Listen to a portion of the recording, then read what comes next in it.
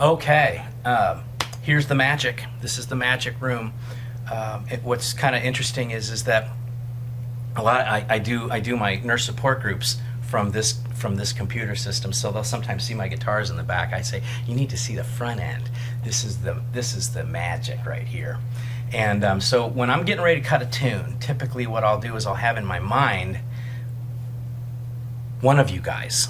Like, especially if it's a guitar cut, I'll have you or Nick, Keith usually, in my head. So I'll get started. So typically now for this cut, I like this drum set. Now this is really cool because Kenny Aronoff, who is one of the greatest drummers in the world, I get MIDI files from him, so I get his performances on this drum kit. And here's your kit right here.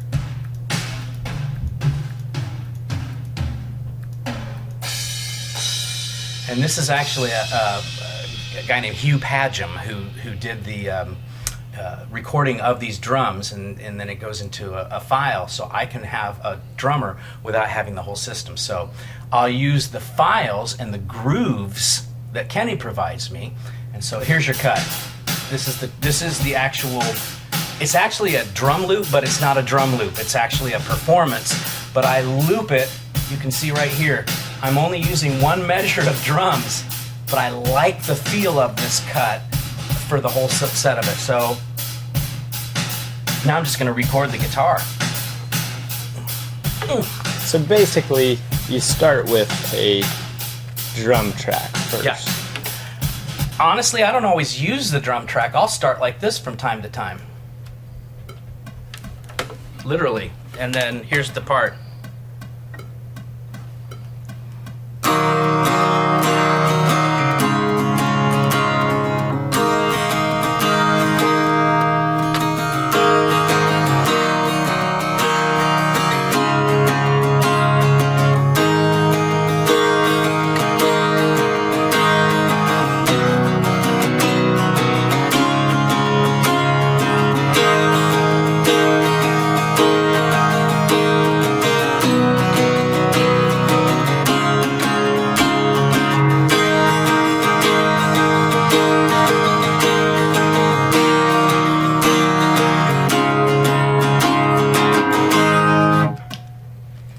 So now we've got that guitar part.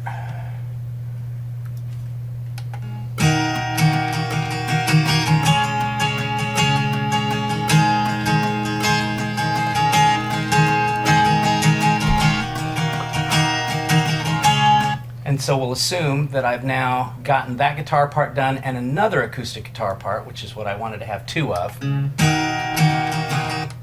And what I'll typically do is separate them out now.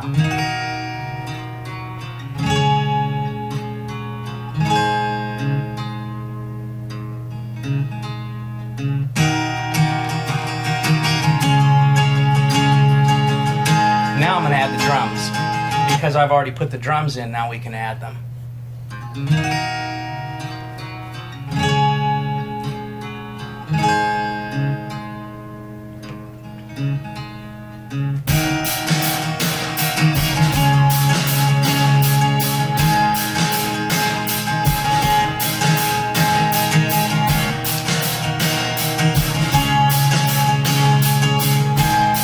Okay, so I'm going to get rid of the drums now. I mean, they're there, but I don't need to hear them. And then we're going to record our first guitar part. Okay. Each guitar has its own special pick. Okay, so the red pick is only for the cream telly. And yes, it's cream, and yes, it's a telly. I love this guitar. This is like one of my favorite guitars as far as the tone.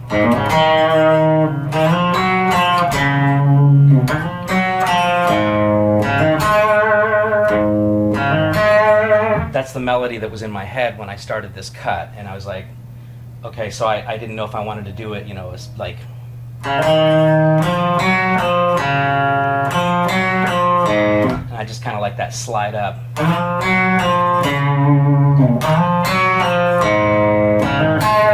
So let's hear how it sounds with the track.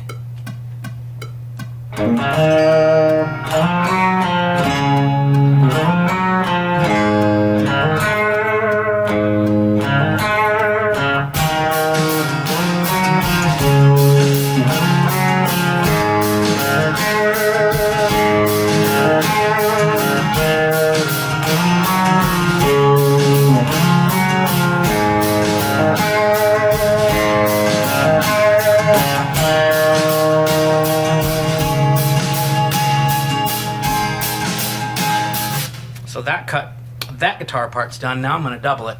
What does doubling it mean? When I double, I want to have that. What's the word I'm looking for? I'll separate it out into the stereo, right? So I'll have one cut right about there, and then the other cut solid right. And so when you're hearing it in your phones, you're going to hear a kind of a different feel to the guitar. But when you're hearing it on TV, it'll just sound bigger. And some cuts, I will only do one and then hard pan it onto the right, or the left, I'm sorry, and then hard pan another part to the right, and then have drums right up the middle. Stereo recording allowed us that. I'm so old school, I can remember mono, which is really kind of sad. So basically it has like a more full sound. Yeah. Big, full. Yeah, if you listen to just the one guitar that we just recorded, let me turn it on.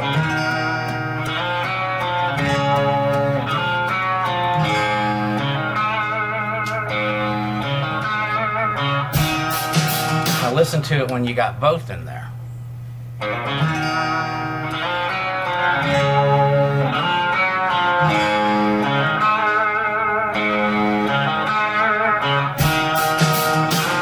And then another way you can kind of add some, so I'll do one like an octave higher.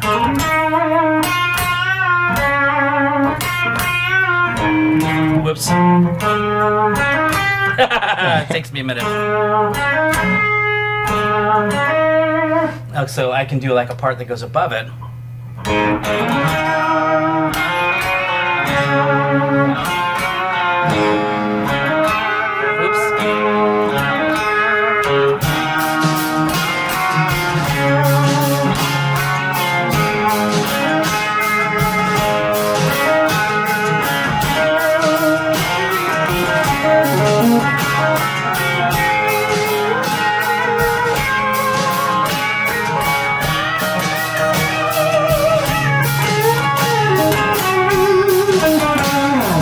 That's how I get my ideas. Yeah, that's isn't that cool? So that's how I kind of get going. And usually I won't spend a whole lot of time jerking around like this without another track open. Because what I've learned, I used to be so perfectionistic about my stuff.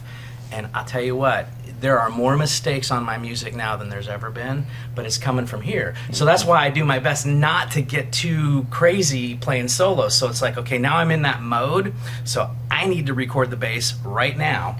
And see, the thing that's great is I've got my violin here. I can play a violin part. I can do whatever I want. But we'll go ahead and plug in and get a bass solo. Or not a bass solo, but a bass.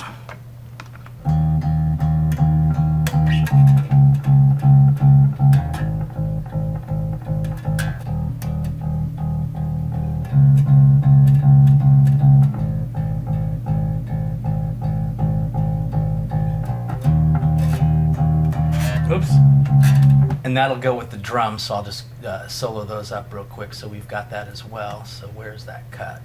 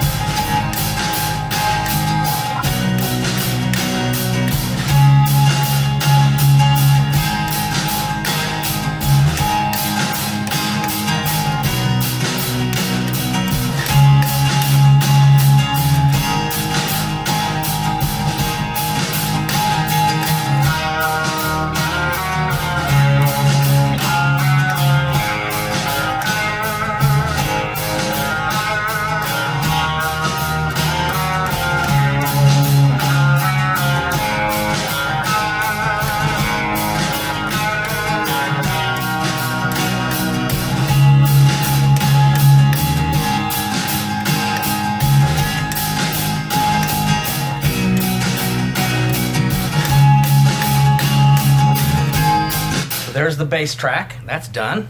Woohoo! And it is that quick. You know, a lot of times people say, how did you get that done so fast? Two reasons. One, I already hear in my head everything that I want to record. And not always. I mean, sometimes I'll just start experimenting, like, you know, I want a specific sound or a track or what have you. But for these cuts, they're pretty simple, you know, because honestly, the music should not be the star. The music should be the mood. And if I do my job right, what you're going to see is it's gonna color your mood. And because there's nothing worse to me, and I think that's what got me started in all this. There's nothing worse to me than, oh, here's a place where we'll throw music, and it doesn't fit. Yeah. And it's like horrible. I mean, and I'd rather not hear music at all. And I remember when THP started, because I was doing the music for Midwest Whitetail, and I remember seeing those first few videos thinking, oh man, they don't really need my music anymore. It's that cool. But I think it was Greg that said, well, I still want to hear some Warb set. And then so everybody was like, no, we need some music from time to time. And I'm like, okay. But then once it kind of started, and then you have certain themes, like the it's like setting up camp, you know, everything bad's happening or whatever, or just, you know, craziness. Then all of a sudden it's like, wow, there's little themes for each person too. And so what's happened for me over the years is it's like, this cut here I know is a Zach cut or a Keith cut or a Nick cut. But then I'll always get surprised because I'll get a note from Warb saying, dude, and some of these songs I'll work for like an hour on, and then I'll get a, you know, this freaking epic, and then I'll work for like 5 hours on a cut and I won't hear from anybody, and then 3 years later I hear it in a track going, there's where it is. And that's the beauty of it, because it completely changes how like I would never put certain songs of mine in my videos the way you do in yours, because it's always appropriate the way you guys do it in yours, and in mine it never is. So that's why I never put my music in my videos. Everybody says, wow, how'd you get that THP song in your video? I wrote it. Well, I think, like we've been talking about a lot, as THP has gotten older, aged a little bit, I think we've all gotten to be better editors. Inevitably, you do it day in and day out, and it's kind of our craft, where your craft is this. Our craft is using the art that you've created to incorporate it into our art. And I think that as time's gone on, absolutely I appreciate hunting videos that have no music, but if a hunting video has music and it's done well, I like it even more. But it's a balance. I agree. It's like a balance. And it's a tough balance, because I'm sorry, I interrupted you. No, you're good, dude. I mean, I get so excited when it comes to that, because here's how it all started for me. I was sitting in tree stands and I had this song going through my head over and over and over. And then I have been reading some articles that Winky wrote, and I was like, you know, man, I really appreciate how hunting has helped me with my chronic pain and helped me with my recovery. And this was before I became addicted to it, of course. But, you know, it was just like, you know, and I sent a disc to Winky, and he's like, hey, could we use some of your music for our videos? I'm like, are you kidding me? And not only that, but I'll start writing some. And it really kicked in after I met Greg and then Warb when we were doing Spring Thunder. And that's when it really kicked in. And then when THP, it was just a natural thing to go with, because I had already been writing for, I mean, we'd done Bustin' Heads, which I thought was one of the coolest tunes. Oh, yeah. And the other thing that's cool for me is it completely stretches me out of my range. Yeah. I mean, I never would have, you know, thrown my voice through a vocoder and Bustin' Heads, you know, doing all that stuff. Never would have. Why would I? I mean, I was a Midwestern, you know, Johnny Cougar wannabe, you know, unfortunately. And, you know, and my health took my career, so I had to do something different. And for a while, I stayed out of music. But, you know, you look at all of this and think, wow, that's a serious amount of stuff. But it was a little at a time, you know. Started with just a couple of tunes for Winky, and then that worked into, then I'm like, I got to get some digital stuff. I came into Pro Tools kicking and screaming because I loved analog, because that's what I grew up on. But then once I got into it, it's like, what was I waiting for? You know, so and then, you know, you just it's like this keyboard, that keyboard, these 3 computers are all Ethernetted together. So you become a bit of a computer whiz when you're doing all of this. And then that just makes you want to learn more. And then, of course, I get into the film part and the editing part, and it's like, but that all helps probably create that initial idea. So one thing that I feel happened there is you're like, well, this is how it starts. And it's even before that, though, you've got an idea of the drum track. Yeah. So, like, when you sit down and you're like, oh, yeah, and I just put this drum track together, for me, that's like, what? But you already have an idea. You've already got the song planned out. Well, Started out in your head, at least sometimes. Right, and I had gone through several drum kits to come up with this drum sound. You know, because I wanted to have that gated. I mean, this is 80s. This is Phil Collins drums, you know. But I wanted to have that feel, and I wanted to have that snap. And, you know, of course, I don't use any toms in it, you know. But that's Phil Collins. That's all the way. And I just, but when you listen to it in context with the track, there's no, it doesn't feel like, you don't go, oh wow, that's a Phil Collins tune at all. I mean, it's got the twangy guitar, the telly, you know.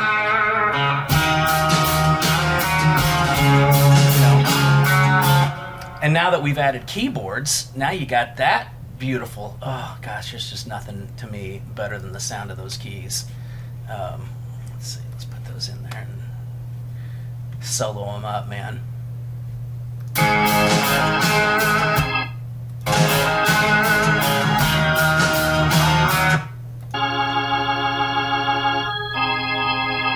Man.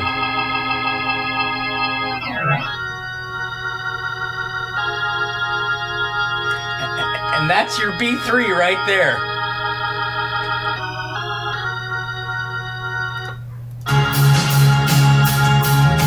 Well, you hear it in the track, and it's just like, oh.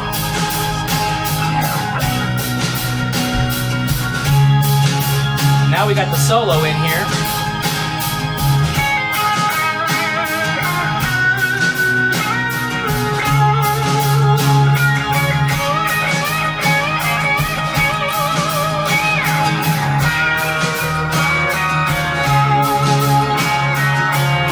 And there's your completed track, you know. So, and I can sit and play a solo for hours.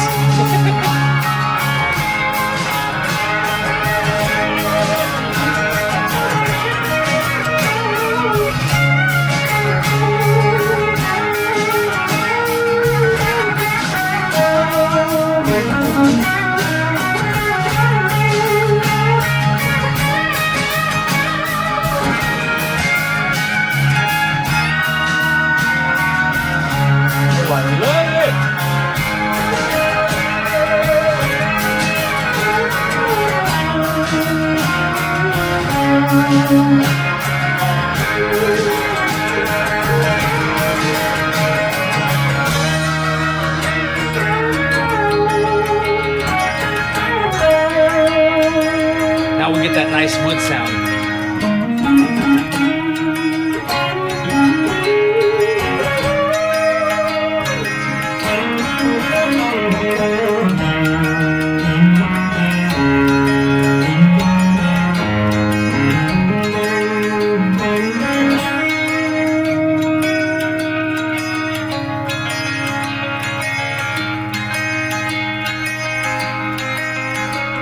How we do it.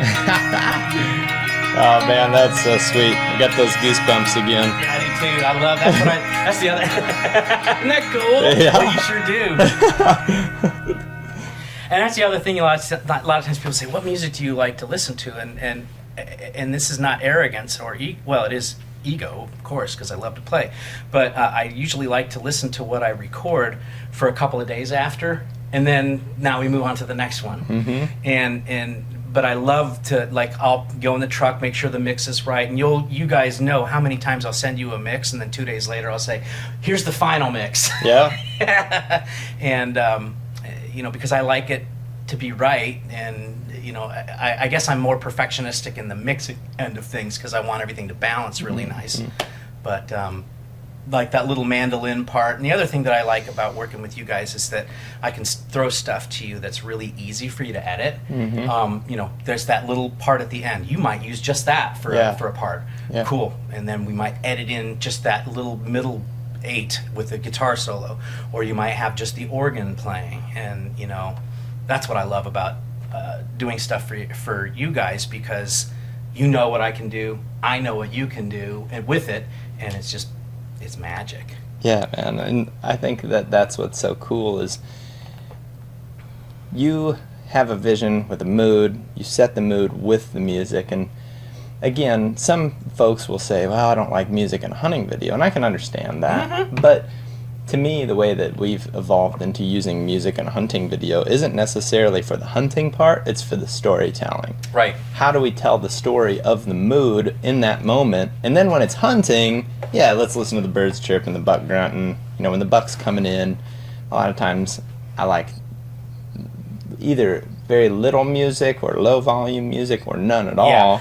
Usually, like when the turkey's coming in and stuff, like, of course, the older I get, the more turkey connoisseurus I become. Yeah. No, but you know, that's what you guys use it really tastefully. And then the other guys that I record for, like Shane and Kat and Dave, and Garrett Prawl, and you know, it's like just. I mean, I only send music to those whose shows I watch. Yeah. And to me, it's as much of a thrill, if not even, I'll get goosebumps hearing my stuff in videos that I love. It's like, wow, what a gift. So, you know, that's why I love it so much, because it's just like the gift that keeps giving. Yeah.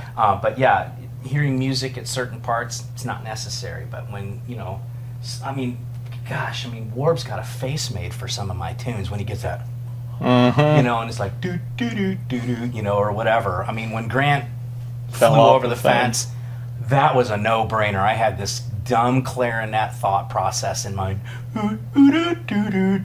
because when he first got up, he's like, you know what I mean? It was like, dude, you just completely wrote a tune for me without even knowing it. Yeah. You know, but it works in so many other aspects of it as well. And then you got that somebody done effed up, you know, just something very simple. Because that's the other thing that's nice about the studio here, is that you can do so many different things, because I've got these orchestral packs that I can just do on keyboards. I'm not much of a keyboard player. That's probably my weakest place. Guitar is my best place. Violin is a darn close. I started on that when I was 4 years old. Really? And, yeah, I started playing violin. As a matter of fact, I just got this thing this year.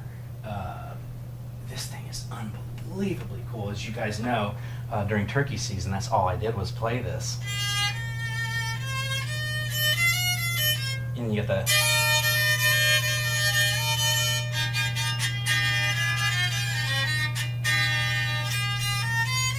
Yeah, I wonder how this would sound.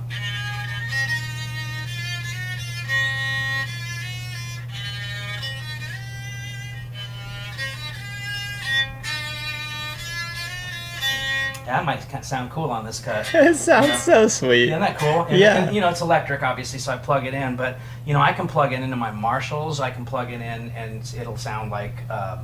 the guy that maced this, Mark Wood, is an unbelievable violinist, and, you know, classically trained like I was, but just way better. I consider myself a decent violinist because I've just been playing it my whole life, but I like doing some of the stuff that I...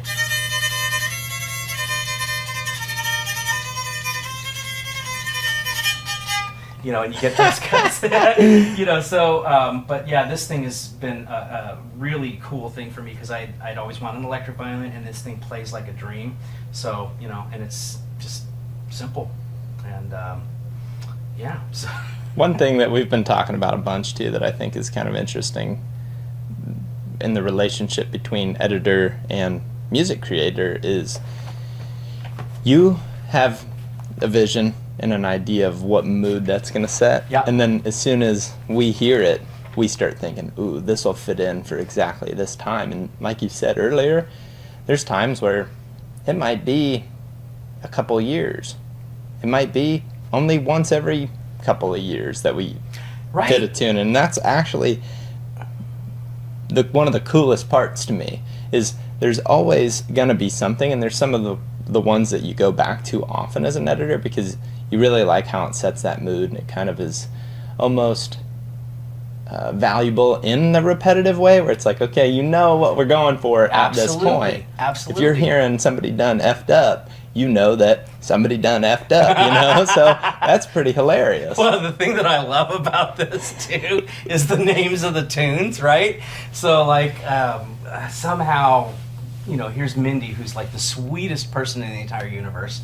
I came from the music business, so you know what kind of a person I am. And so, you know, somehow when we were at NWTF, Mindy said something, oh, I know what it was. Y'all were autographing shirts.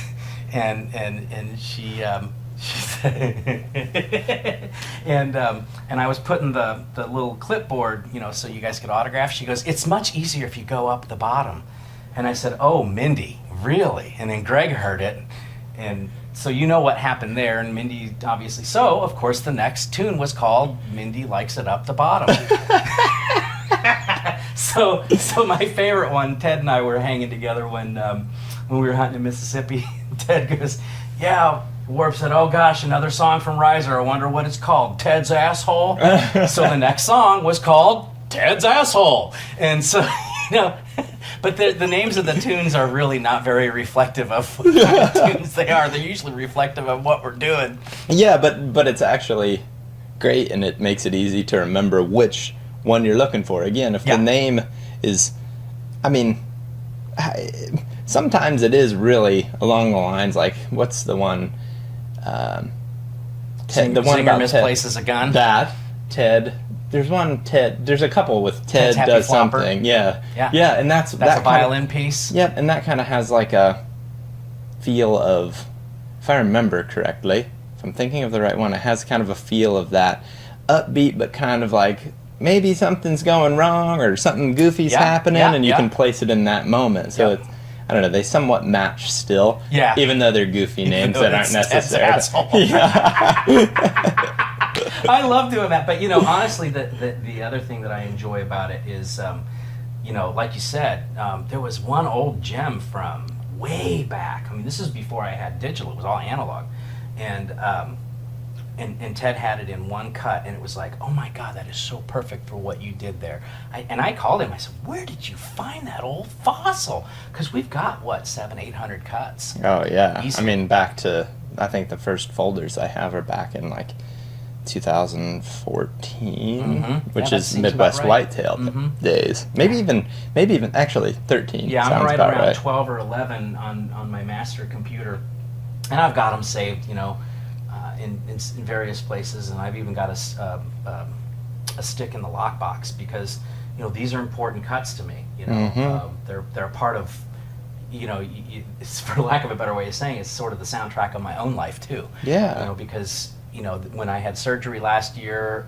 you know, I kind of went on a writing binge beforehand, and then right after, I couldn't do much. And then just before turkey season started, and then during turkey season, right after I got the violin, it was just like everything's violin. I'm like, okay, this is the last violin piece, I swear. And then another violin piece shows up. But they worked, and you know, music has been unbelievably healing for me. Even though when I first got sober, I swore I was never going to play a guitar again. I'm like, I'm done. I'm selling everything. I'm never going to do it. And my guide at the time said, wait, give yourself some time for the brain that you've been onslaughting for 18 years gets better.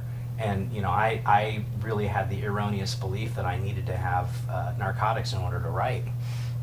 And no, that's not true at all. You know, my best music is the stuff I do here. I'm more proud of this than anything I've ever done, including the stuff I've done with Mellencamp. And I remember playing some of this stuff for him, and he's like, dude, wow, you know, and I never knew John liked my music, you know, so, you know, because I was just so concerned about posing, as embarrassing as that is. I want to be part of this, you know, I'm you know, I played with John Mellencamp, you know. No, I mean, I did play with John Mellencamp, but what I do now is so much cooler. Well, and it, like you said, it maybe another way of putting it, you said it a different way earlier, but it's like you're getting out of your comfort zone somewhat when you're creating these different moods. Like, obviously, I keep coming back to Somebody Done Effed Up. Like, that's not, that doesn't remind me of John Mellencamp. Right. You know what I mean? It's like, no, it not doesn't. the same at all. No, it's a completely different thing. And then, some of the orchestral stuff that I've been doing from time to time, I don't do it like I used to.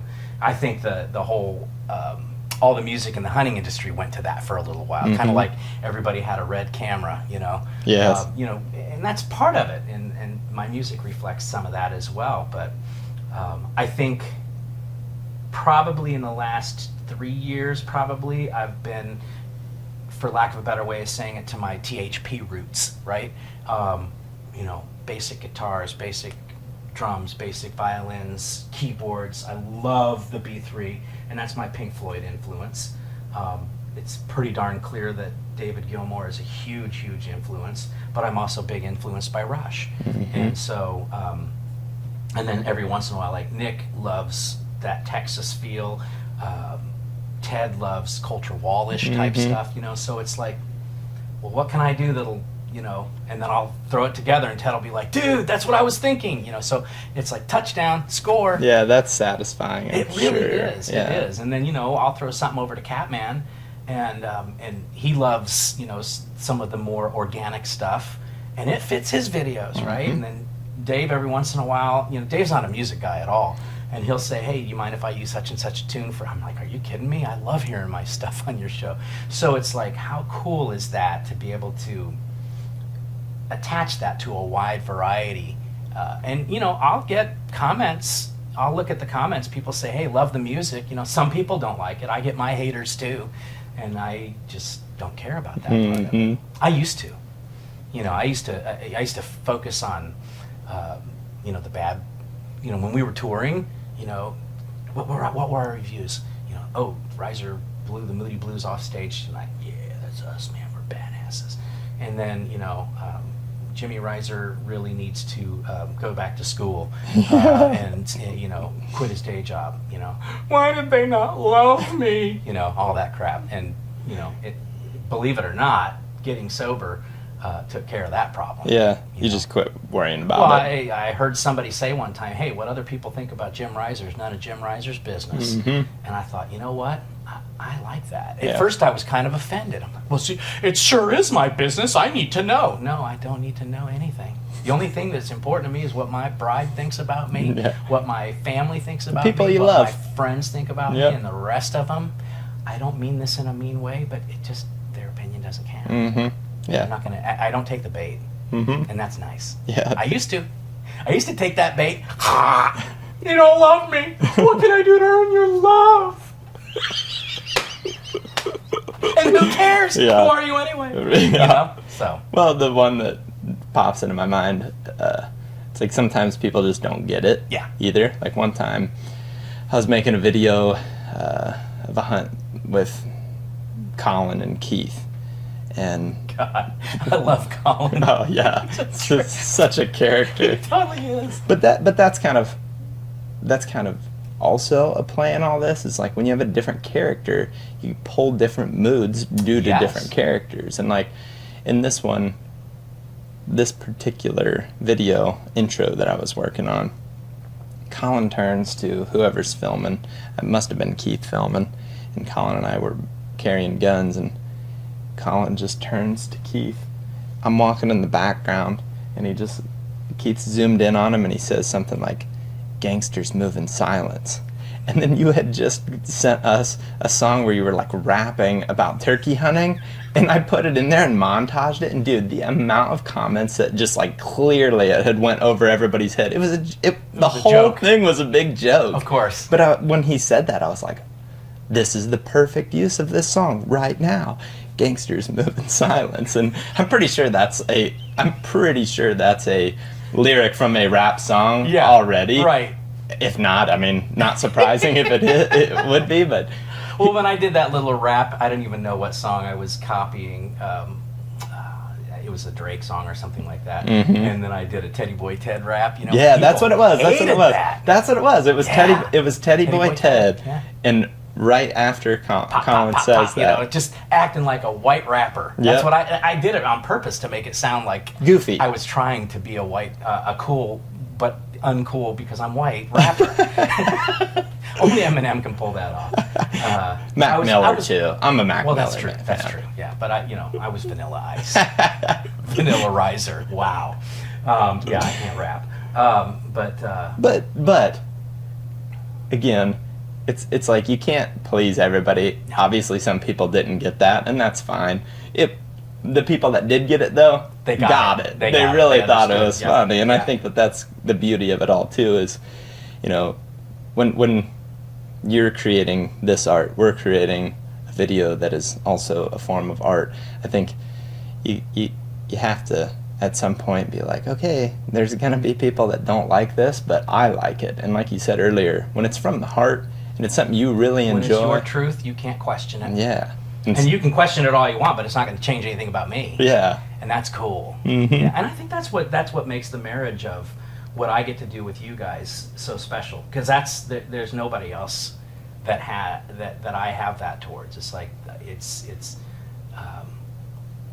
if I'm writing a tune, I'm thinking of one of you guys every single time. There's never a time where I'm sitting down here going, I think I'll just record a song. No, it's like, oh, Ted would love this. Ted would love this. That's why I've got this crappy little $100 guitar because it has that feel to it that Ted loves. yeah. And then Talk about that a little bit. Like, go down through there and tell me what, like, different this is a bass sounds you that kind of go I for. built with my friend Ron. He's the guy that builds most of my guitars. I literally just stepped out of that over the last few years, but that is the only bass I've ever played, the only bass I've ever had, and I love it. So there's no rhyme or reason to it. I'd always wanted a Stratocaster. My buddy Elvin had this Strat, and so we traded a couple of guitars. He had it in the box, same strings, everything, and I said, you don't mind if I take that and play it? And it has its specific Strat sound. There's nothing like that sound, and I love that guitar. This is a dobro, so this is that one where you actually, and I can move this mic for you, don't worry about running into it because it's not set up, but this is the one that you, it's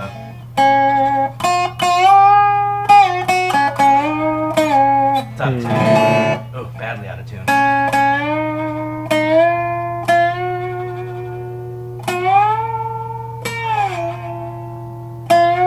The Hawaiian guitar. So, and I'm not a very good dobro player at all, but I've gotten better because I'm using it for y'all. And it's called a resonator guitar. So it's got a special feel to it. And in certain songs, I'll throw it in there. Greg loves this guitar. I also love that. Okay, cool. So I don't need to know this because then I'll end up writing a whole bunch of new tunes with the dobro. But that's the part that's fun.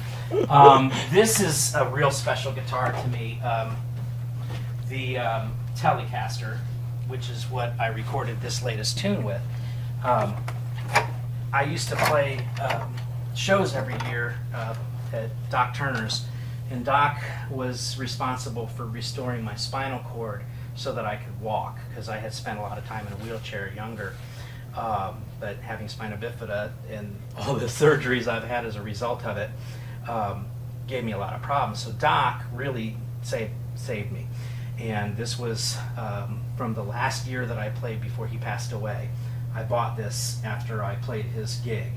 And so that's a real special guitar. Plus, it just sounds unbelievable. But that's called the Doc Turner guitar. And that's the Elvin guitar, of course. This is a Volbrecht. This is the guy who builds my guitars. My microphone fell on it not long ago, so I have to get that repaired. But this was my touring guitar. I played this with all my shows, and I've used it forever, but it's all hand-built and handmade. And then this is my Blondie. Oh, this is just called Red. And this one here is Blondie. This is a really cool guitar. It's got, that's why it has the green pick, because Ron put little emeralds in it along the side of the neck. And I've always been one to keep what we call a naked neck. You can see the dots on the manufactured guitars, but on my Volbrechts there's nothing on them because I always really liked that. But these have these just sound really good, they just, of course it's out of tune. Yuck, I can't even play it when it's out of tune. But that's my, that one records amazingly well. And this one here, was my original guitar that I got when I was 18, and it's just, this was also a touring guitar, so this is also one that's made by Ron. And then we've got our resonator guitar that's like the dobro, but you actually can play it instead of slide on it. Oh, nice and bad. Woo!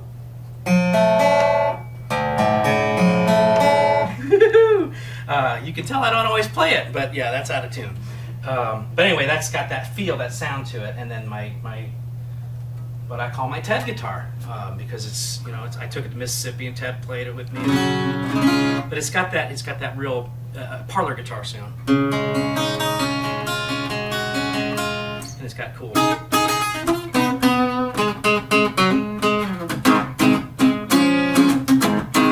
So that's a cool guitar. And last but not least, we have our little mandolin, our little buddy. And that's that one I love. That's the and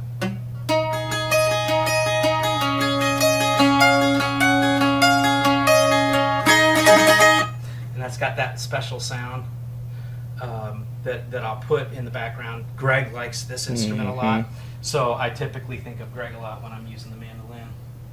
And that's the ones that are out here, but these are my main go-tos, but then I've got the Colorado and a couple other guitars that I'll go grab if I want a specific sound or what have you. So I think it's pretty sweet that you have like specific instruments for specific sounds, but yet one of the things that I think is also really cool and really interesting is it's a pretty amazing display of your skill set when you pick up the bass, you pick up all these different guitars, you're sliding, you're playing an acoustic, you're playing an electric solo, you're on the keyboard, you're putting together the bass or the drums. Like, that's pretty amazing that it's every single instrument down the line, and that to me is where that's a pretty impressive musician. And all that is, honest to God, is me being an old dude that never stopped playing. Yeah, but that's really cool, man. I don't, like, you know? You were talking about like how you thought you maybe would not play anymore. Yeah. I can guarantee you, I'm sure glad you did. And me too. You know, maybe there's some YouTube commenters that are like, dude, I can't stand listening to Jim RYSER, but I bet it's actually way more people are in the same boat because, like we've said a bunch, it's complements hunting videos, which we love, but just to me, like, enhances them. That's what I want. I want to enhance. And if it's not enhancing, then don't use it. And that's what I've always loved about how you use it. I don't use my music in my video because I can't place it right. And I think that's because I'm too close to it, right? Like, if I were to send you an edited video and you were to add music, you would have completely different stuff than I might. So and I don't do many videos. I do a couple, maybe 3 or 4 a year. I was doing my beaver trapping videos and stuff like that. I just don't have the physical energy to do it. And but I will always be able to at least, you know, spend some time in the studio. And, you know, when I look back at that time period in 1999, when I first got sober, you know, at that time I was blaming everybody for my addiction and everything. So it's like, you know, if I didn't have music, I wouldn't be addicted. And, you know, it's just simply not true. And I'm grateful for the wisdom of the guy that said, no, not only are you not going to not play, you're going to sing in group. Oh, I was pissed. I was so pissed. Sing in group. You know, do you have any idea the kind of money I make? You know, that. Oh yeah, dude. At the time, I was a real. You were being a punk, kinda. I was a punk. Yeah. You know? But I knew he was right, and you know, so eventually, and I think it was Midwest Whitetail really that kind of re-inspired and reignited that flame, because for the first time, I could do anything that I wanted musically, and that's where it was freedom. It was freedom. Yeah. It was absolute freedom. And then, you know, I started recording some of this. So I'm like, God dang, I actually like my music better not perked up. You know, because, you know, before it was like, you know, take 30 Percocet, drink a beer, and get started until you pass out, and then come to and do it again. You know, it's like, that's when it was at my peak, my addiction. Right. It didn't start out that way. Right. Like all addictions, it started out with, a couple of Percocet a week, maybe on the weekend or what have you, just like a drinker, Yeah. And the thing that's funny is that the thought process at the time was, if you're treating pain, you can't get addicted. And that was horseshit. And I knew it was horseshit. And I was screaming before this opiate epidemic to all the experts, and all the experts were like, well, because they're getting paid by Big Pharma. Right. So that's another podcast. But yeah, this guitar is just... Oh yeah.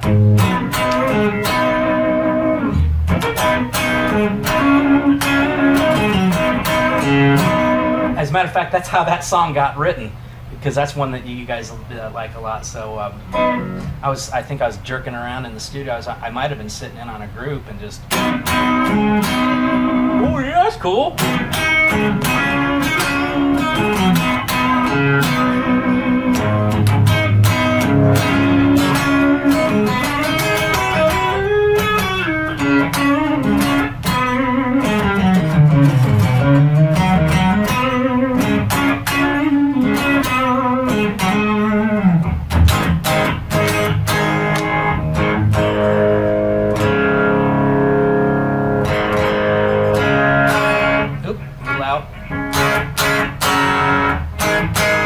There we go.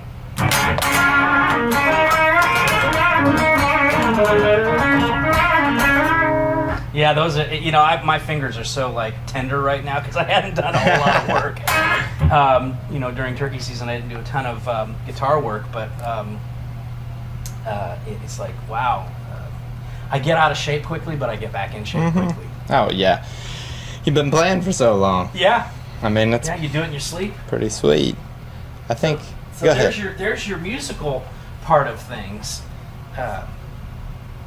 and it's it's funny though. Last night when we were talking about the addiction thing, and then Linda was like, yeah, I'm just gonna go downstairs for an hour, and then I come back up 5 hours later. I'm like, wow, so that what I appreciate the most about the podcast that we've done so far, especially the addiction one, is that obviously, in people who've been in recovery for a long time will get this. Even a short period of time will get this. Addiction's always there. We just have to treat it on a daily basis. And so I might be the addictive behaviors, if you will. Is it a bad thing? Not always. Sometimes it is, and then you readjust your sails. Now that I know that she felt the way that she felt, I'll be more cognizant of that. And then every once in a while, musically, I'll give myself what I call the 1 hour challenge. I'm going to give myself 1 hour to write, do, and mix a cut. Boom, and it gets sent. And I've had more success with you guys with those 1 hour cuts than I have with the ones I might spend 8-9 hours on over the course of 2 or 3 days, which is fine. It's like, it's because not every song is going to be a hit, if you will, or it's not going to be accepted, or it's going to be a couple years before you hear it down the road. And I don't know, I just love it because it's always a surprise to me. Like when a new video comes out, and Linda and I'll sit down, we'll start watching and be like, oh, I would have never, wow, that's perfect. And then I'll get my goosebumps, and then I'll get back to watching the video, and then at the end I might watch it again or what have you. And so. Yeah, I think that the one thing that I told you yesterday when I first got here is, the last thing I would ever want, and I know you don't, but the last thing I would ever want is for you or anyone to think that that's something we take for granted, because it is truly one of the coolest parts about our videos, in my opinion. It really is that we have music that was written for an individual, a specific mood. I mean, that's pretty amazing, man. Yeah, I mean, I sit here and think the same thing. I don't take for granted that I get to write music for one of my favorite show. I mean, it's like, I get goosebumps again. It's like, wow, how cool is that? I get to be in the background and just enjoy I get to watch you guys enjoy the fruits of your labors, and then I get to be a little tiny part of that. And that's just the coolest thing. Yeah, to me. dude, it really is. And it makes, it's obviously built a great friendship as well. Yep. It's just super cool, and and that's what it's all about. Yeah, really. It's like, people say, oh, you're, I mean, I've heard people say all kinds of different things. I don't hear it much because I don't get recognized. Every once in a while I do. It's very odd. I was down in Tennessee, and I was just sitting in the back of my truck. I was spending the night in the truck and sitting there, and a guy walked up. He goes, "Jim RYSER." I'm like, God, I feel like a douchebag. I don't know you. I'm so sorry. He goes, "Well, of course you don't know me. I just recognize you from THP." I'm like, "You must be a super fan," because I'm only on like 3 videos in the last few years.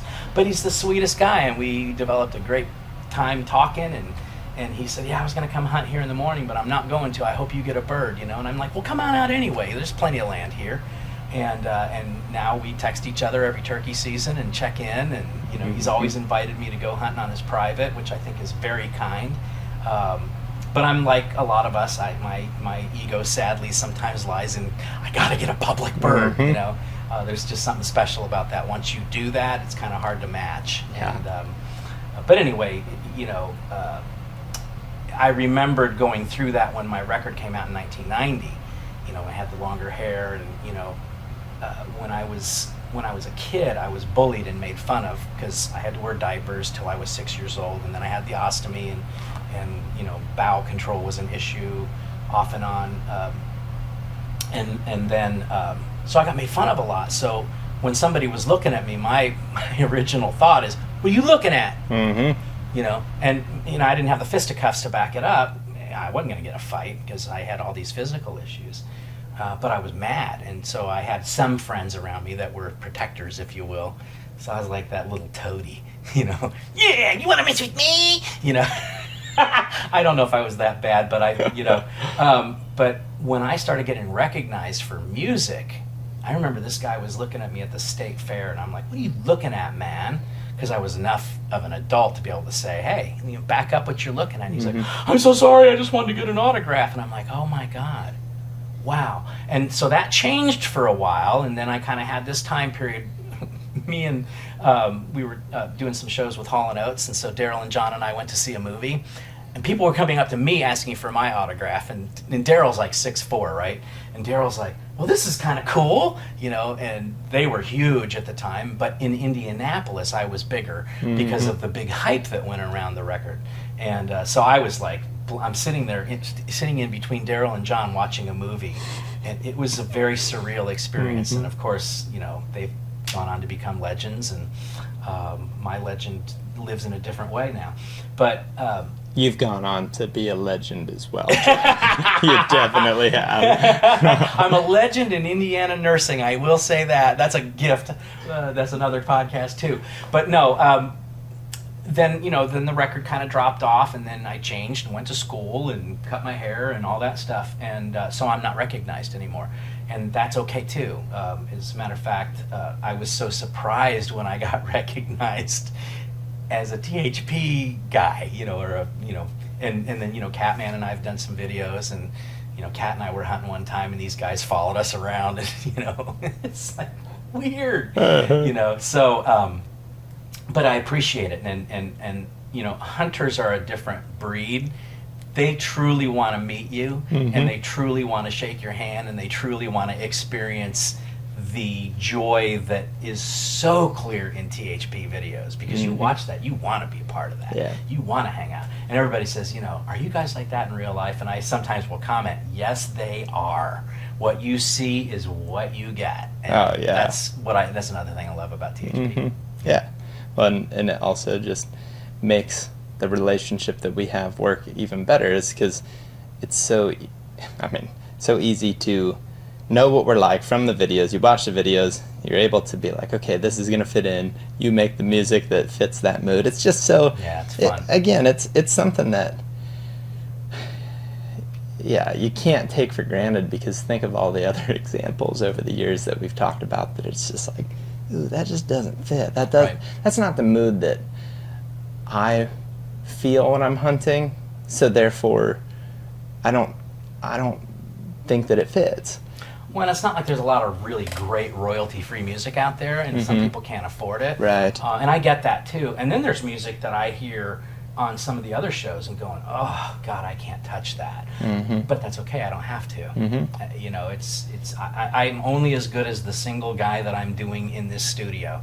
Now, every once in a while, I might send a cut when Mindy and I were doing some stuff for the church, I actually sent a cut to Troy Kinnett, who's John's keyboard player, and Troy did some beautiful work for me to give to Mindy, and it worked. It's like, I love that. So, and then the stuff that I get performance-wise from Kenny from the drums. I mean, Kenny Aronoff playing drums on THP music, I can dig it. And I might be the only guy that notices that, or maybe a couple other people. And I'll send stuff out to Kenny and say, hey, what do you think of this? And he's like, where are you coming up with this? And it's like, well, you have to know Zach, you have to know Ted, you have to know Borb, you got to know Greg, old Gramps Greg.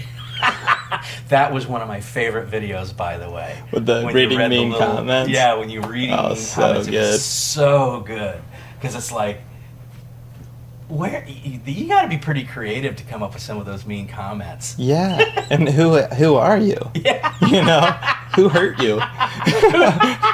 Well, hey, I'm a licensed mental health counselor. I can diagnose a lot of stuff on some of those haters. Okay, you still live at home in your mom's house, and all you got time to do is watch videos and twiddle your thumbs and maybe take a shower once a week. I got time occasionally to watch some videos, but the time it takes to write multiple paragraphs of hate, that's not something I have time for. No. It's unbelievable. But hey, teach their own. Do what you love, Enjoy living at mom's. At 38. Oh, yeah, I can understand. It's so funny that you said that because, I look at the internet today and, I don't have social media. I have YouTube, that's it. And I did have social media for a while, and I found myself kind of diving into, and we talked about this last night, anger is the most basic emotion, and that's the thing that keeps your attention. Oh, yeah. And so, yeah, the social media stuff loves that stuff, and of course that just fuels more anger and fuels more, and it's like, wow, what a sad state, and so I got rid of my social media, and it was like I didn't realize how much I had buried myself into that. And of course, being a recovering person, how would I? Because even today, I can get off on a tangent and away I go, and hooked on one thing to the next, kind of. Drug choices more, and so more internet, and then you look at your screen time and go, holy cow, how did I just spend 4 hours on Snap? Really? Okay, well, we're going to get rid of Snap. Well, it's time to get rid of Insta. Time to get rid of Facebook. Well, I got rid of Facebook years ago. Yeah, I have an existing account, but I never get on it. I rarely do. I'll occasionally just, mostly just to look back on like old photos and stuff I have on there. Right. But otherwise, that's a rough one. The mainstream media is now just basically, it is propaganda. Yeah. That's it. And it's always been. The difference, I think, what we see now today is that people know it, right? And I used to tell my patient population this. I always tell people, look, man, here in this group right now, there's 15 of us in here. We're all recovering from addiction. So there's two kinds of people in the world, those that are effed and those that know it. This group, we know it now. And what are we going to do about it? And that's the difference. Yeah. That's pretty cool. So when you're making the music, how many times do you start an idea and then scrap it completely? Or do you just continue to tinker with it until you figure out exactly what you're looking for and then go with that? That's a good question. That's a good question, because most of the time I come down here with an idea. I would say probably about 80% of the time I'll get it while I'm in the shower. I'll be, doing my thing, and then all of a sudden it's like, ooh, that's a cool, I'm going to go downstairs and throw it on my phone. Okay, so let's see. I'll have an idea that I'll throw on the phone. Happy birthday. I don't know what that came from. Oh, I think it, okay. Oh. Gobbles. Okay, I could listen to that later. Oh! That's when I was jerking around with that cut. Oh yeah, on your meeting? And I just basically stopped my video for a second and threw that on, and that was it. So there's a cut there.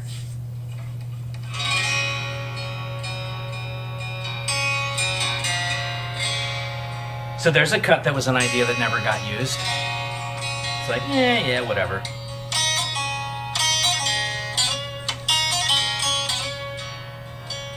I might have used that lick somewhere. So yeah, you know, they'll show up.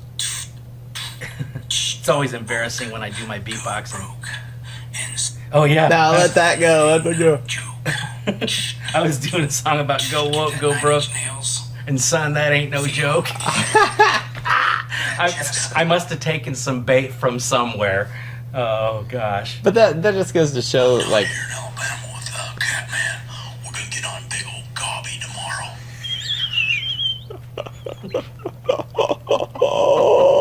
okay, so every once in a while I do stupid stuff too on these things.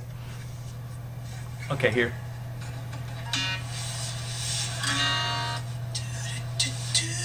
Oh, that was the love song. Right? And that'll get played at some point. mm-hmm.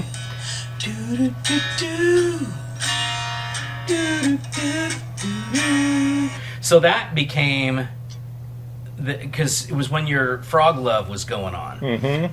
But I missed the window for the Frog Love.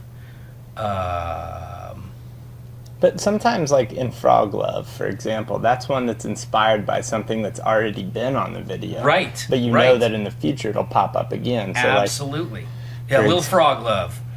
For example,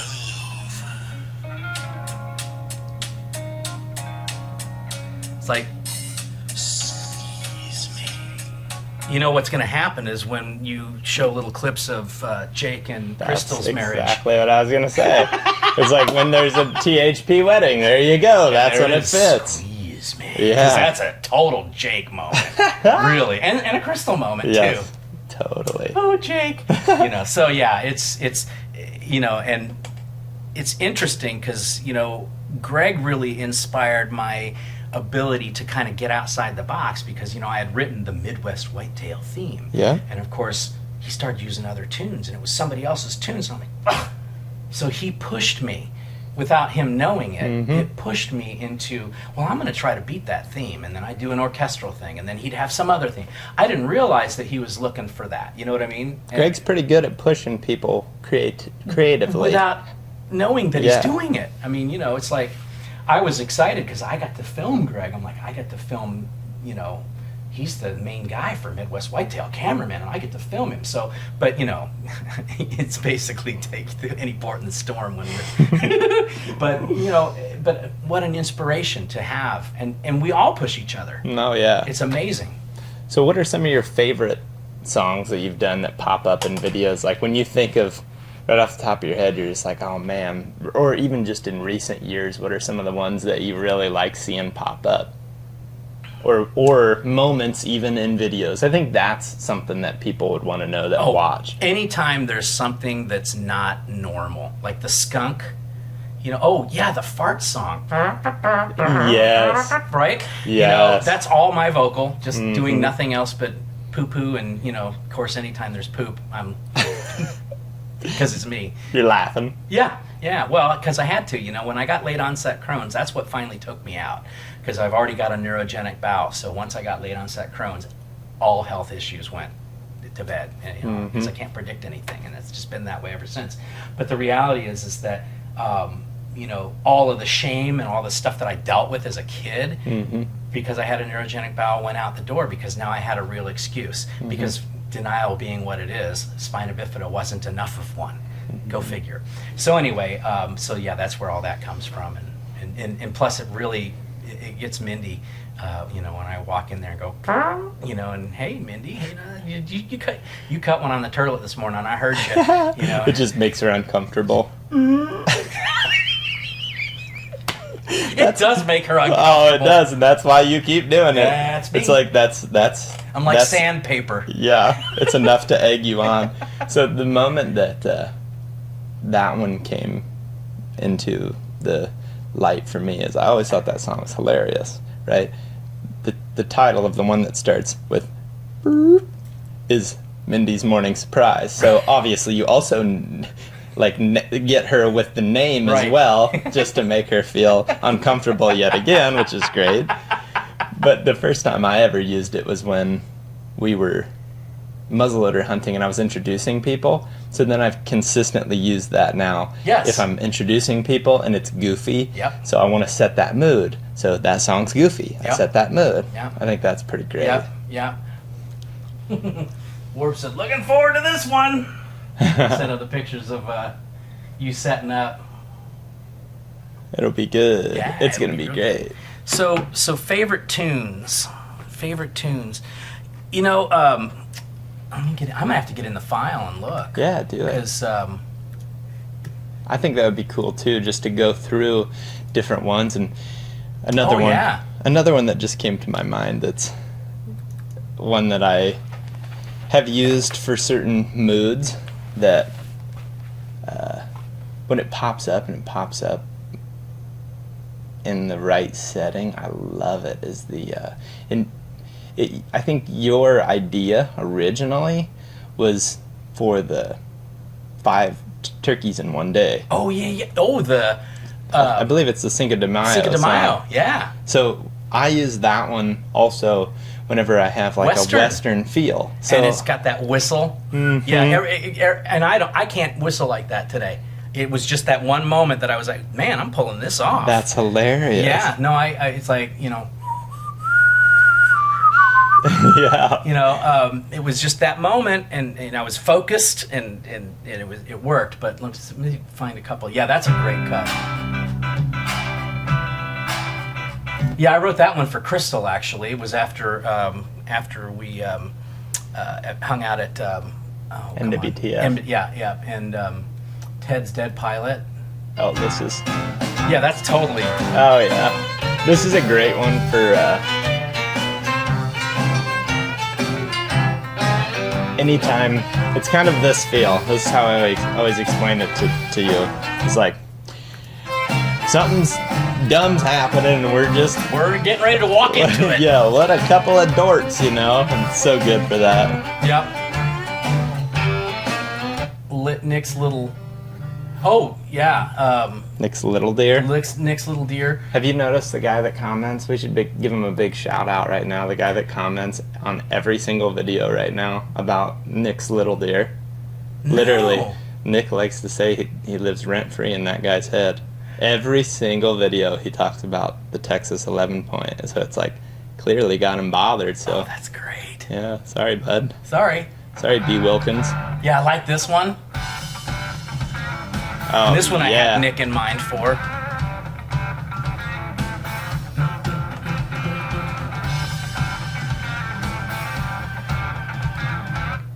So I'm trying to think of something. You know, it's hard to know which. The Intern Spooked a Monster. I like that one. Mm-hmm. You know, I just love. What mood do you have in mind, or like what scene comes to your mind when you think of this song?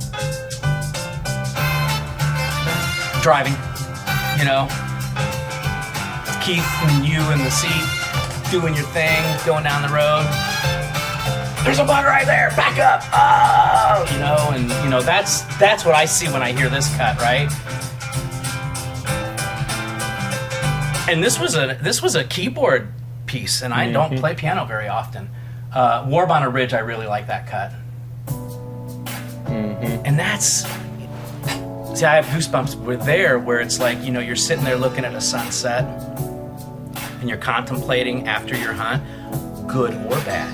That's what I like about this cut, because it could be, man, we just elk hunted for 10 days. And right now my mind is on what I didn't get. But at the same time, there's next year. That's like we were talking last night. Yeah, man, it's totally that. And Yeah. I love that cut. when you listen to those, you automatically can put yourself in a situation where that sound matches your mood, and that's how these get picked to put into a video. Yep. And that's how they're written as well. And I think from a viewer standpoint, that would be pretty interesting in general to me, because, you know, how do you pick a song? Well, you really just try to put yourself in that memory. If I'm going to tell the story verbally, what am I going to talk about? going to talk about my mood. I'm going to talk about how, man, we were pretty down, or, at that point we were feeling pretty excited about what was ahead. Well, if that's what I would tell verbally, then when I'm editing the video of it, I want to use the song that matches that same mood that I would tell in the story. Yep. And that's what's cool about it, because, it's like, and a lot of times I'm down here, just like that cut there, the where was it? Orb on a Ridge,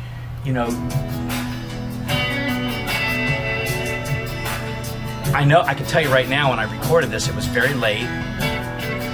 Linda might have been asleep, so, my amp was a little low. I had the headphones on, probably the lava lamp going. And I just got lost and just shut my eyes and let her rip. Let her rip. This is one that I haven't used very much, but this is one of my favorite ones to listen to. Zach being Zach? Yep. Yes. Dude. Love this tune. Phenomenal. Yeah. This whole song straight through, so sweet to me. Like, when it changes to just the little solo that, oh man, it's right here. I mean, all this from here. And this is not me.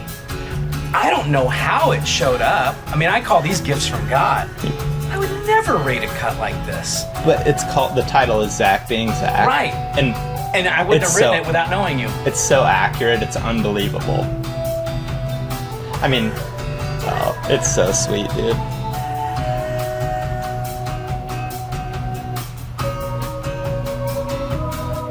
Adding the... Yeah, that's a great cut. I forgot about that one. No, I never forget about it. I listen to that one, like, just for fun? All the time. I listen to a fair amount of them just for fun, but that one, super awesome to me. Yeah, and I honestly can't tell. You know what? I probably was watching Shauma, because that sounds like a Shauma video. He's a guy that speaks a bunch of different languages. Because, look, man, I'm going to find my inspiration in other music as well. Mm-hmm. And but what I liked about that is it took me right back to when I was 4 years old in 1969. Riding in my aunt's Mustang. It was powder baby blue, had a white top, and the top was down. And just the 60s, the colors, the whole vibe. I remember that, right? And,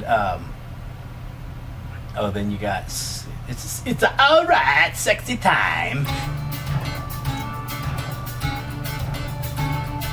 That's all it is.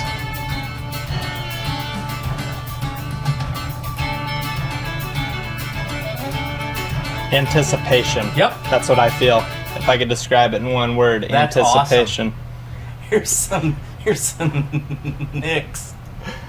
It's time for today's Celebrate the Hunt segment. Yeah. Yeah, I think if anything, I hope people would realize the amount of fun that we have. Oh yeah. Well, and also just not taking anything too seriously. This one's a good cut. Mm-hmm. This is a Zach cut. Mm-hmm. This one makes me think, and I think the usage of this that always comes to mind, because it was probably one of the first, was when we were in Nebraska. We just got there and we were classing. It was first light, or it was either first light or last light, and I just always snap back into that memory. I just love grooves, and I think that I've gotten more inspired from you guys giving me ideas for grooves, because a lot of times I'll get a tune, and there's songs that I'll purposely, like some Drake cuts that we did, I specifically made it like that, so you could get the idea without getting the copyright infringement. I like this one. God, you remember this one? Oh, yeah. We haven't used this one yet. There's going to come a time when we have it. This is me being a white rapper. Hey, yo, turkey lie low, don't gobble at the crow. Ah! I think it's in there.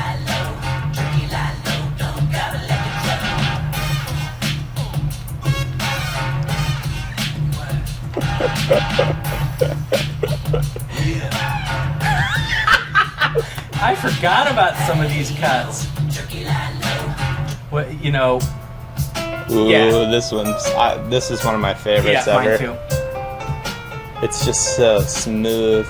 I love this as an outro. This is one of my favorite outro songs, just because it's like, hey, that was pretty fun. And for whatever reason, Yep. that just speaks to that feeling. Warb's Ghetto Child. Yeah, I like this one too. Mhm. This one gets used a lot.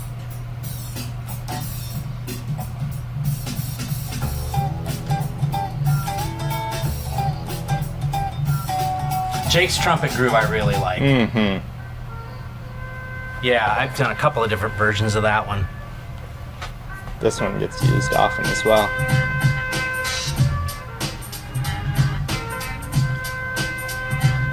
You know, and it's funny because I'll go back and listen to these things and go, what was I thinking? That's a cool, like that.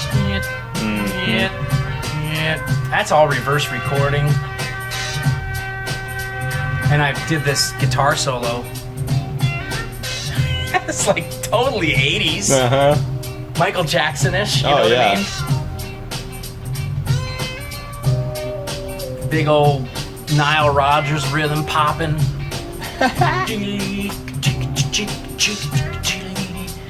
You know, people talk about old school, you know.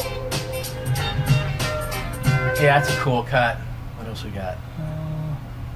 Gosh, I'm gonna have to, you know what we're gonna have to do? We're just gonna have to do an album. And then, you know, donate the proceeds to NWTF or something. Yeah, that's something we were That would talking be about so last much cool. night. Yeah, It's like, it's gonna have to happen.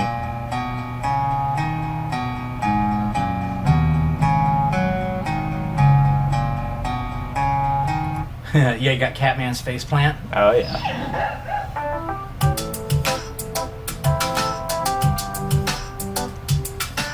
Golly, I'm gonna have to put something together so we can just kind of listen to it, maybe, because I think it would be. You know what? You should ask people in the comments if they would listen to and stream a record, because if it's something that we can do to make money for NWTF, Yeah. I'm in. I'm in. Or whatever, you know. Yeah. Oh, I think it's a great idea. Run to the call. Nah, I don't really like that one. But here's the thing. That's the thing. Is like Run to the Call doesn't get used often, but when it does, it fits perfectly. That's true. You know what I mean? That's just one of those deals that is so true about this whole list, and I think that's what. Oh, I like the tune, but it's like, yeah, that actually is a cool cut. I mean, it's sweet, dude. Like every one of these is amazing, and I think that's the thing that, like, hunting video-wise, sometimes it's maybe not the right fit, but having that as the list makes you have so much ability to set a mood Well, this could within be a video. something with a dad and his kid walking Yeah, out. dude. Or Absolutely. Writing, you know, a montage of a dad and his daughter, or a dad or a grandparent and his daughter, granddaughter or grandson. Yeah, no, that's a cool. That one, play that one. Jake's Badass Sturgeon. Stolen directly from John Williams.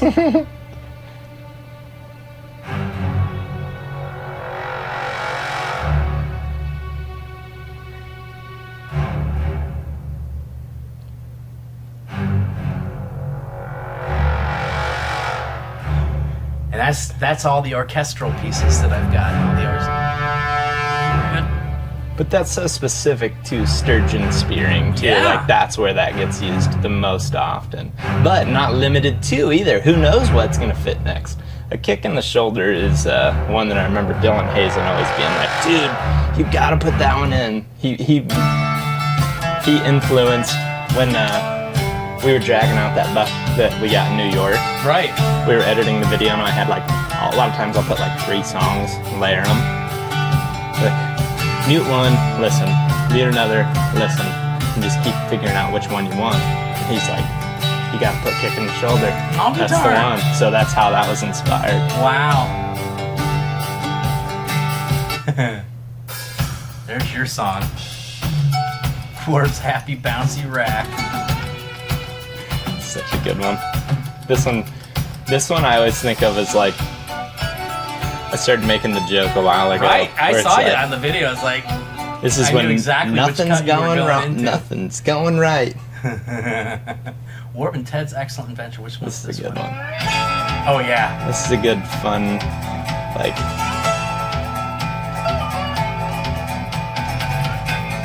It makes me think of like, it's an excellent adventure of failure, even.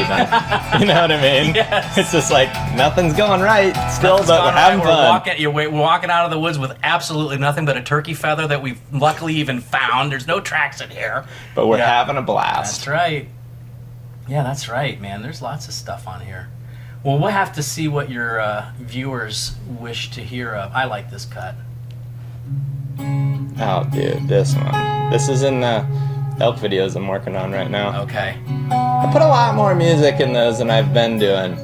Be curious what your thoughts are once they're Oh, I all can't said wait. and I mean, done. you know, I'm happy with, you know, I love this kick drum. You know how I use this one opening scene of a video? We're in the tents, and then that beginning of the song, and then once the drum kicks in, that's when the dialogue and like the action kind of starts. I really like that.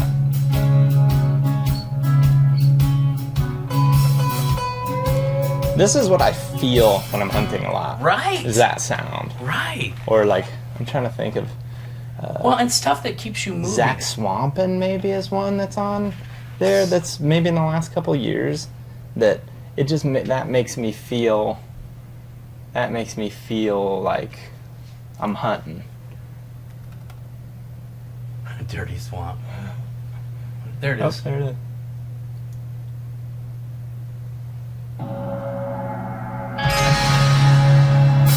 Oh yeah.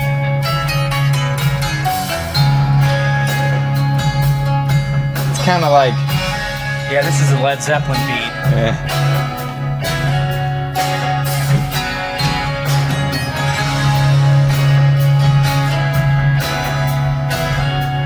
Yeah, I did a bunch of different mixes of that one.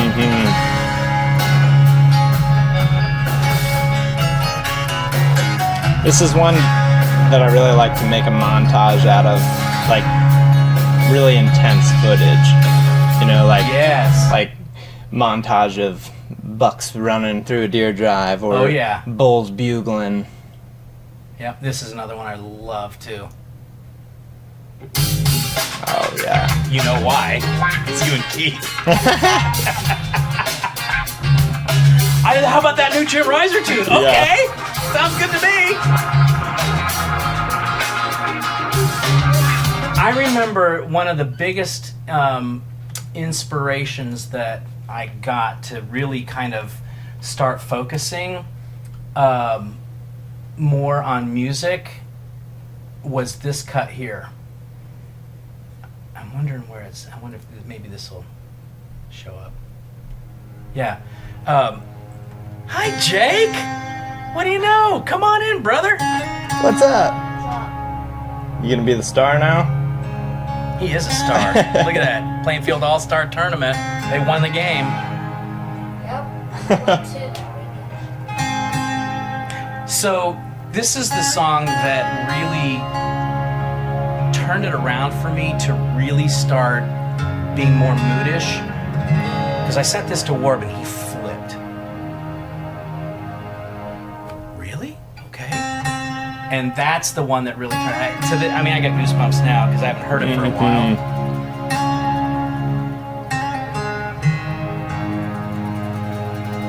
The one that I also bring up with you often is that trolling for the big one. That's If you got that on there, that'd be cool. Yep, there it is. This is a cool cut. If it shows up.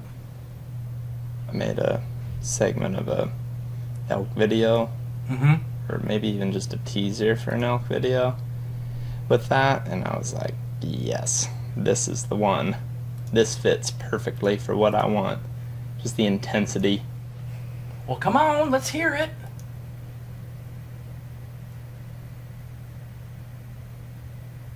Oh, now it's all coming.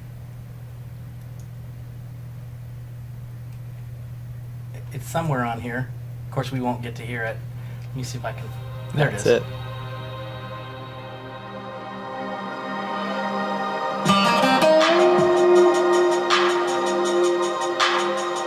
forgot about this cut. Love this. And when it changes to like a deeper sound, that one gives me the goosebumps every single time, dude. Well, that's cool. And that's, I think, the other thing that's neat about a lot of these cuts is they're timeless. And I never thought I'd ever write anything that was timeless. You know, you go back and listen to my record from 1990, it's like, oh yeah, that's 1990, all right. You know, but I don't know. Awesome. What a gift. Yeah, it's awesome. Well, I think we'd probably wrap this one up. We've been shooting for 2 hours. Oh yeah, we got a long one there, but that's all right. And of course the screensaver. And that has been the screensaver since I got that picture. Since you shot that turkey. Yeah, because that was one of my favorite. That was your first slow-mo footage hunt. Yep. That was actually my camera right there, because you did the 120 frames per second or something. I don't remember. I just remember you saying, that's my first slow-mo picture. Well, thanks for watching, and if you made it this far, you are one very patient human being. So thanks for watching this version of the podcast with Zach. Thanks, dude. That was awesome. That was awesome. Booyah.